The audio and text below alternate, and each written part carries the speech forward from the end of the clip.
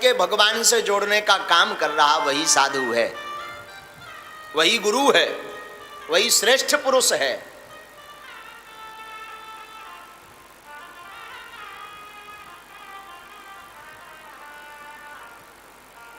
मानव शरीर है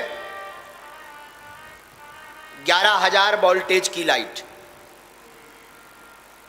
अब 11,000 वोल्टेज की लाइट प्रत्येक मानव के अंदर है, और दूसरा कनेक्शन पकड़ के दूसरे 11,000 वोल्टेज की लाइट पर रख दो, कनेक्शन पर रख दो, किसी भी प्रकार का कोई भी प्रभाव पड़ने वाला नहीं है। लेकिन परमात्मा है 33,000 केवी के ऊपर वाला वोल्टेज।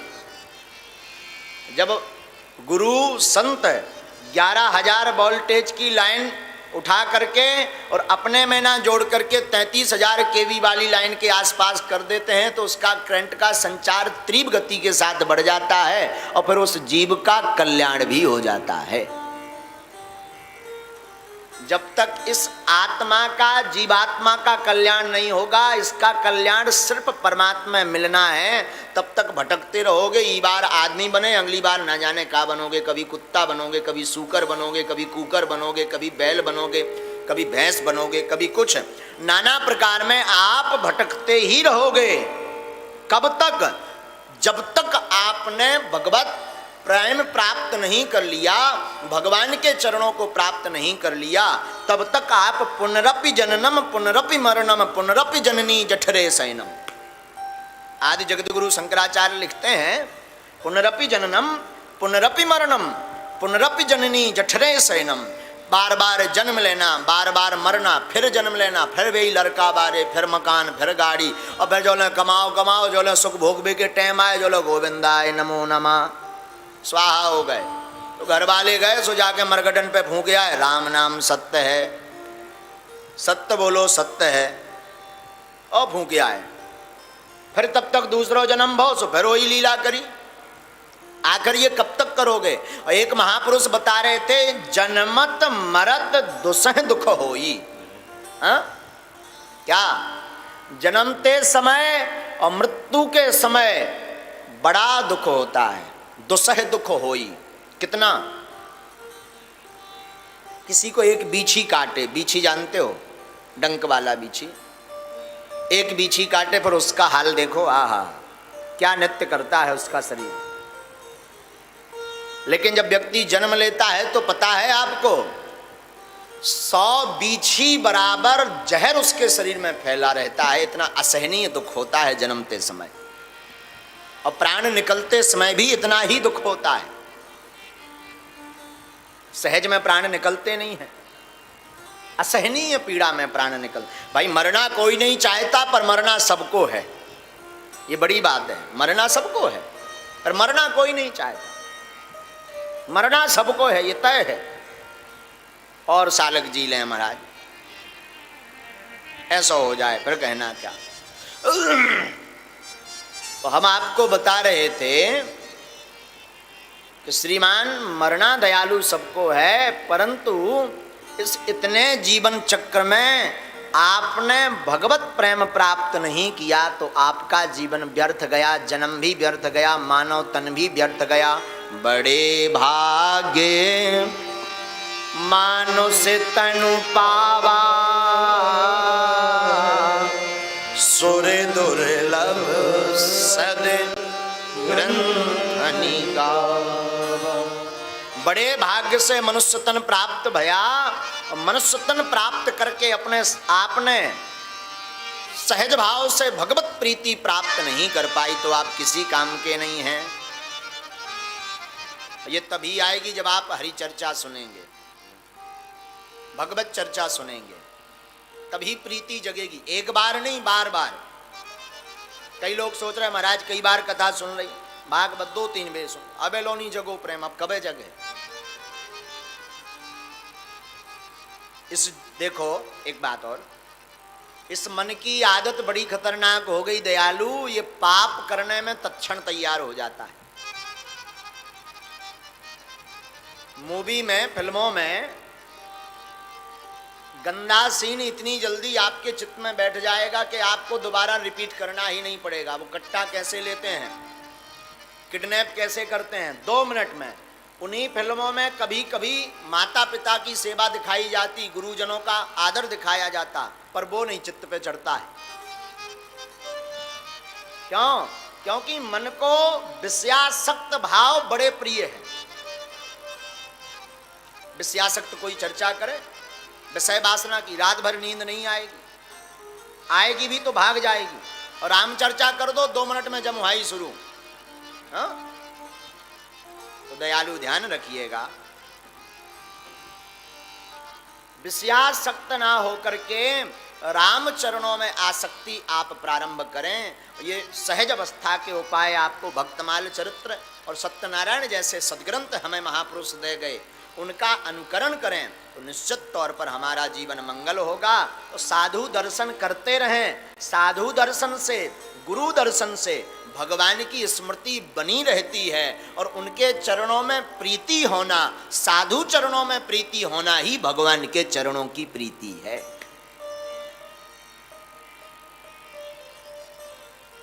कल हम आपने सत्यनारायण व्रत कथा में प्रथम अध्याय पूर्ण किया था। आज हम दूसरे अध्याय में, आप सभी अपने हाथ में पुष्प आदि जो मैं पर सुन रहे हैं, आप बड़े भाग्यशाली हो कि सन्मुख ना बैठते हुए भी आप यजमान बने हैं। ये परम भाग्य है, सबको नहीं मिलता।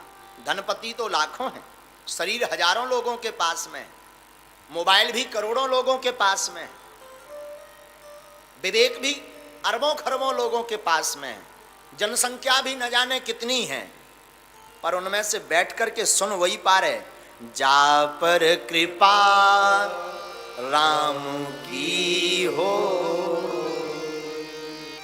जिन पर राम जी की बड़ी दया, वही सुन पा रहे हैं, वही भगवत चर्चा कर पा रहे हैं, जिन पर प्रभु की बड़ी दया है।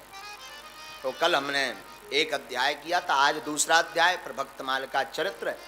कल शंख नहीं बज पाया था तो आज पहले प्रारंभ में ही बजा देते हैं। हाँ, बोलो सत्यनारायण भगवान की जय।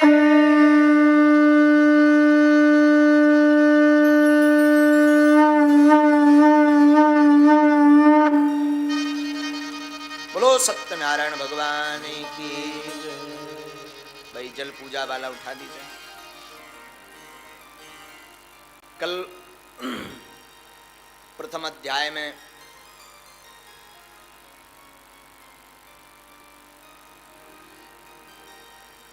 भगवान श्री हरि नारायण ने नारद जी को उपाय बताया कि हे नारद जी, जो सत्यनारायण व्रत कथा का पूजन विधि पूर्वक करेगा उसके समस्त दुख दूर होंगे, भय वाला व्यक्ति भय से मुक्त होगा, निर्भय होगा, बंधन में पड़ा हुआ जीव बंधन से मुक्त होगा, संतानहीनों को संतान की प्राप्ति होगी। और हमने कल आपको प्रति उत्तर में बताया, सत्यनारायण का सीधा अर्थ है सत्य धर्म का पालन करना, और कोई नहीं, कोई कथा नहीं है, सिर्फ सत्य बोलना ही इनका उद्देश्य है। वैष्णव बनाना सत्यनारायण का प्रयोजन है। आप वैष्णव बन जाएं, परम भक्त वैष्णव बन जाएं, यही सत्यनारायण कथा का प्रयोजन है और कोई दूसरा प्रयोजन नहीं। वैष्णव के लक्षण क्या हैं? वैष्णव के लक्षण है प्रतिदिन मस्तक पर तिलक लगाना, गले में माला पहनना, गले में तुलसी जी की माला पहनना, शिखा बंधन करना और मुख से हमेशा प्रभु नाम और सत्य की चर्चा करना, सत्य बोलना ही वैष्णव के परम लक्षण है। और यही आदमी भूल गया, इसी में आदमी हैरान है। कल मलूक वाले महाराज जी बता रहे थे, आज आदमी इतना परेशान क्यों है? कहूँ कोरोना आगी को लोगों हैरान कर रहा, कहूँ घरवाई हैरान कर रही, कहूँ पैसा परिवार परेशान, कहूँ काहुआ पति परेशान कर रहा। इसका मूल कारण है वो अपनी मूलभूत व्यवस्थाओं को भूल गया, सभ्यता को भूल गया, संस्कार को भूल गया, पद्धति को भूल गया। उसका दुष्परिणाम ये पूरा विश्व, पूरा देश भोग रहे हैं। सुखी राम के दास, जो राम जी के दास हैं वो कभी दुखी नहीं रहते। इसलिए वैष्णव बनाना ही व्रत कथा सत्यनारायण का परम धर्म है। तो दूसरे अध्याय में, पहले अध्याय में उन्होंने उपाय बताया भगवान श्री हरि ने, अब दूसरे अध्याय में श्री सूत जी महाराज सौनकादिक ऋषियों को नारद जी ने से जो व्रत काल विधि महात्म्य बताया था, उसके आगे के बारे में कहते हैं कि अब सत्यनारायण व्रत कथा के बारे में सुनिए। कश्चित काशीपुरी रम्ये रम्ये, श्री सूत जी कहते हैं इस कथा को सुन करके, व्रत का पालन करके, सत्य का व्रत पालन करके एक ब्राह्मण भय दूसरे अध्याय में, जिनके जीवन में बड़ा बदलाव आया। तो कथा में बताते हैं एक काशीपुरी नगरी थी। काशीपुरी नगरी में एक बड़े गरीब निर्धन ब्राह्मण रहा करते थे। उनका नाम था सतानंद। सतानंद नाम के ब्राह्मण थे आप। बड़े गरीब थे, निर्धन थे। निरंतर जीविका पार्जन के लिए, उदर पूर्ति के लिए आप गांव-गांव जाकर के अनेकानेक घरों से भिक्षा मांग करके अपने उदर की पूर्ति किया करते थे। और रोज उदर पूर्ति के लिए, भोजन की व्यवस्था के लिए आपको नित्य पृथ्वी पर घूमना पड़ता था, नित्य आपको भिक्षा मांगनी पड़ती थी। लेकिन भगवान ब्राह्मणों को बड़ा प्रेम करते हैं। ब्राह्मणों का अर्थ है ब्रह्म जानेति ब्राह्मणा, जो ब्रह्म को जानता हो वही ब्राह्मण है। ब्राह्मण जाति को नहीं कहते हैं। जाति तो, वर्ण तो ब्राह्मण होना चाहिए, पर वर्ण के साथ आजकल प्रायः ब्राह्मण अपने मार्ग से भटक गए। देखिए ब्राह्मण के लक्षण बताते हैं हम आपको। ब्राह्मण के क्या लक्षण है? ब्राह्मण का यज्ञोपवीत संस्कार 8 वर्ष की अवस्था में हो जाना चाहिए। जो ब्राह्मण हो उसका यज्ञोपवीत संस्कार 8 वर्ष की अवस्था में हो जाए। शिखा हो, यज्ञोपवीत में ही मुंडन संस्कार हो, शिखा रख जाए गुरु कृपा से। और गायत्री